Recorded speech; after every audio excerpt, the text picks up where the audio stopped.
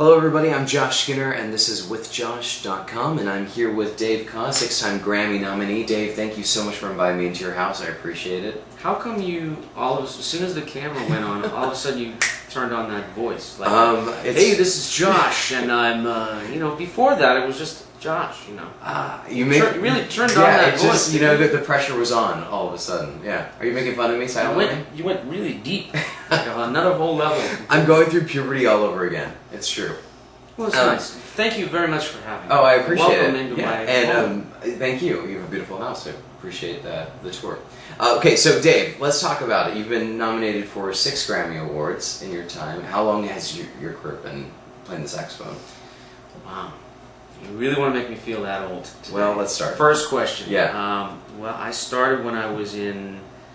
you want to go back to the very beginning? Yeah, let's go back to you were 13 when you started playing the saxophone, 13, right? And I got my first gig in my brother's band at 15. Okay. So that was like 5-6 years ago. And then through a series of very beautifully unplanned events, which are just, it's been kind of my life, Bobby Caldwell, Jeff Lorber, Richard Marx, I wound up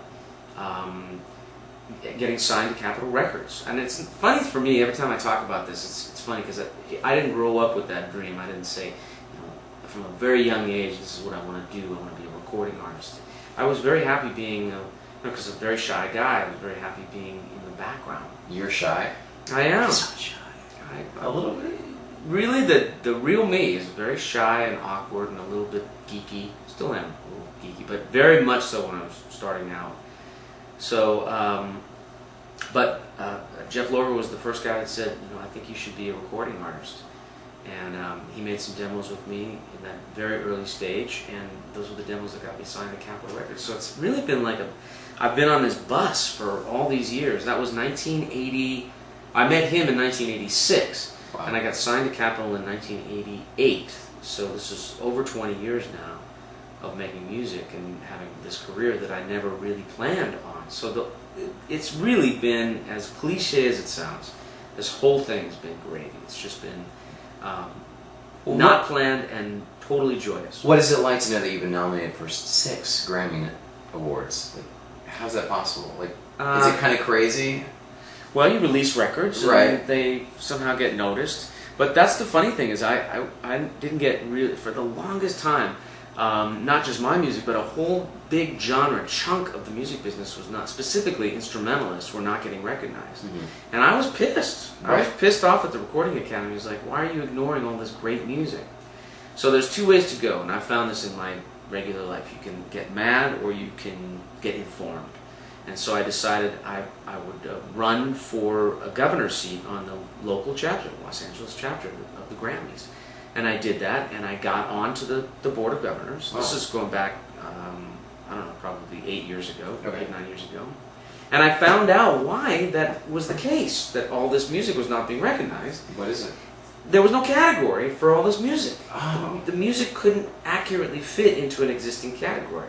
So that very first year, a partner of mine and I, we wrote this proposal to the national board saying, here's why you need this new category. And it was the first year, it rarely happens, that in the first year a new category gets ratified. And it did, because I think they recognized that there was this huge chunk of music that was not being able to find its rightful place. Were you nominated that year? Then the very next year I was nominated. Okay. Just, I had to ask. It's a good move. Yeah. Smart move. Yeah.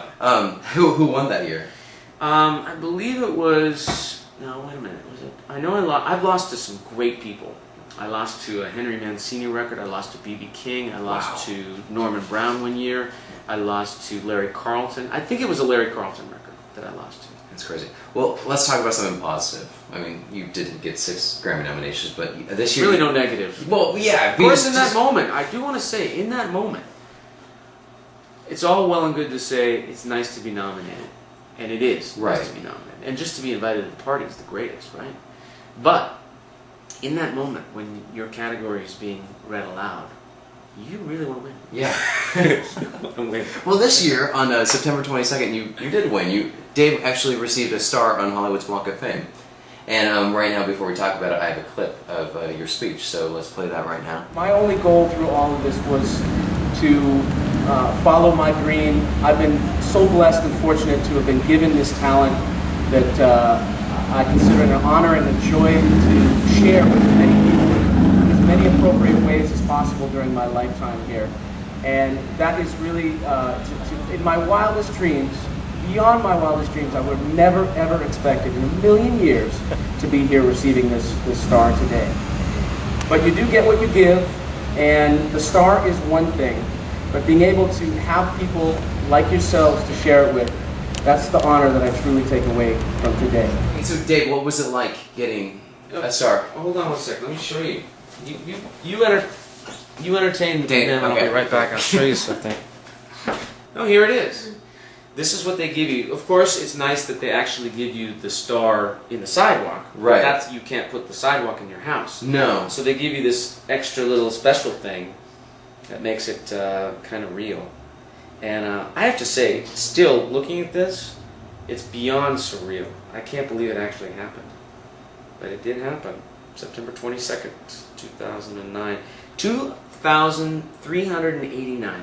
This is the 2,389th star. Now, I heard that they spelt your name wrong. They did? Yeah, what happened? I mean, how do you spell Dave wrong? Here we go. Well, This I've is been a really having funny my- story. I've been having my name misspelled for decades, since I was a kid. You know, Right. Ray-O-S, C-O-Z, whatever.